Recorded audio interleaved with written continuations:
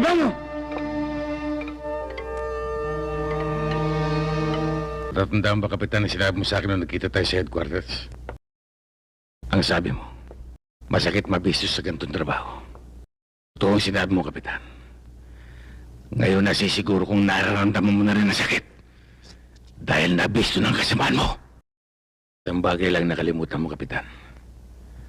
Ang tiyaga naming mga Muslim. Hindi kami tumitigil. Lalo na sa pagkikipaglaban. Diyan kami matyaga. Kaya sumama ka sa akin.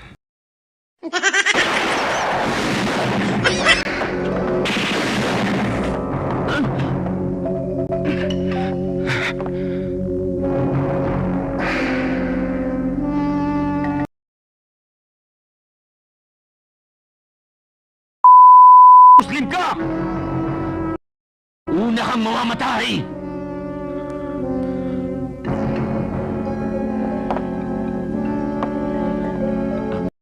Dapat sa inyo sa dagat!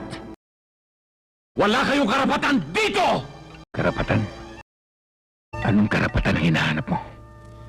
Kapitan, nung dumating ang mga Kastila, kaming mga Muslim ang lumaban sa kanila. Umalis sila. Naiwan kami rito. Nung dumating ang mga Amerikano, lumaban din kami. Umalis sila. Naiwan kami. Ganon din ang ginawa namin sa mga Hapon. Pero ikaw, Kapitan, hindi ka na makakalis dito. Maiiwan ka dito. Dahil sa papatayin kita. Kaya bumunot ka, Kapitan. May mga bala akong inilalaan para sa'yo.